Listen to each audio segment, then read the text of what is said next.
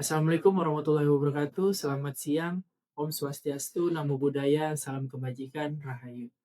Halo teman-teman semua, perkenalkan nama saya Niko Saputra, mahasiswa Universitas Terbuka, Prodi PGSD dengan NIM 8604450111, UPBJJ UT Jakarta dengan tutor pembimbing saya, Ibu Aulia Rahmanisa, FPD. Pada hari ini saya akan mengerjakan tugas 2 filsafat ilmu.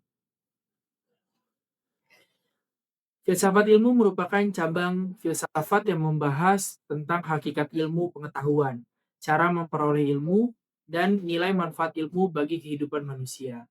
Sementara itu, pendidikan adalah proses membimbing dan mengembangkan potensi manusia agar menjadi pribadi yang cerdas, berkarakter, dan bermanfaat bagi masyarakat. Pertama, peran filsafat ilmu dalam mengawasi dan memperkuat ilmu pendidikan. Filsafat ilmu berfungsi mengawasi eksistensi ilmu pendidikan agar pendidikan tetap memiliki tujuan yang jelas dan tidak kehilangan arah. Filsafat ilmu membantu menjawab pertanyaan mendasar seperti apa hakikat pendidikan, mengapa manusia perlu dididik, apa tujuan pendidikan. Dengan adanya filsafat ilmu, pendidikan tidak hanya dipahami sebagai proses transfer ilmu, tetapi juga sebagai proses memanusiakan manusia.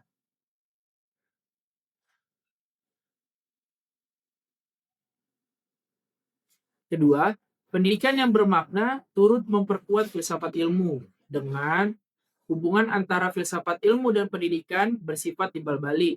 Pendidikan yang bermakna dapat memperkuat perkembangan filsafat ilmu. Melalui pendidikan, peserta didik dilatih berpikir kritis, reflektif, kreatif, dan terbuka terhadap berbagai pemikiran baru. Sikap inilah yang menjadi dasar perkembangan filsafat ilmu. Contohnya, dalam pembelajaran diskusi atau penelitian sederhana, siswa diajak untuk bertanya, mencari bukti, menganalisis suatu masalah, menarik kesimpulan.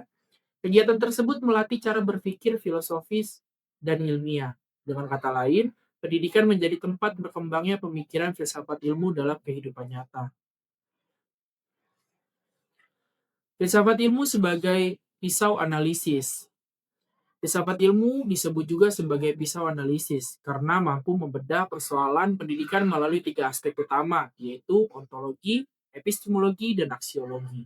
Ontologi membahas tentang hakikat pendidikan dan peserta didik. Kita ambil contoh, jika siswa dipandang sebagai individu aktif dan kreatif, maka pembelajaran harus melibatkan diskusi, eksplorasi, dan praktik langsung, bukan hanya ceramah.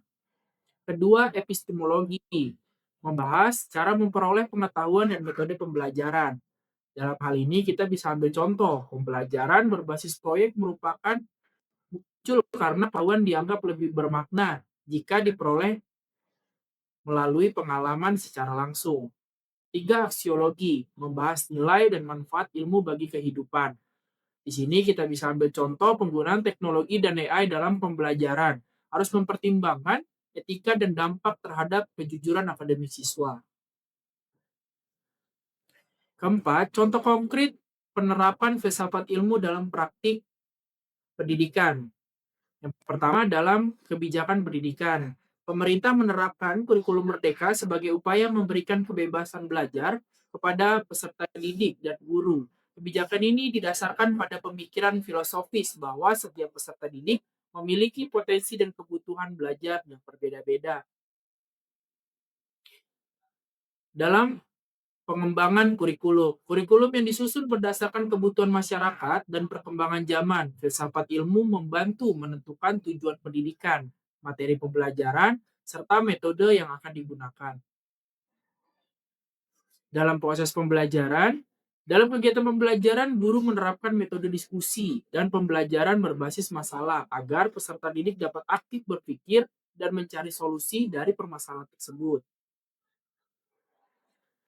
Dalam evaluasi pendidikan, filsafat ilmu juga diterapkan dalam sistem penilaian pendidikan. Penilaian tidak hanya berfokus pada hasil akhir, tetapi juga pada proses belajar, sikap, dan keterampilan peserta didik. Kesimpulan adalah filsafat ilmu memiliki peran penting dalam memperkuat pendidikan, baik dari segi hakikat, metode, maupun nilai-nilainya. Sebaiknya, Pendidikan yang bermakna juga membantu perkembangan filsafat ilmu karena melatih manusia berpikir kritis dan reflektif.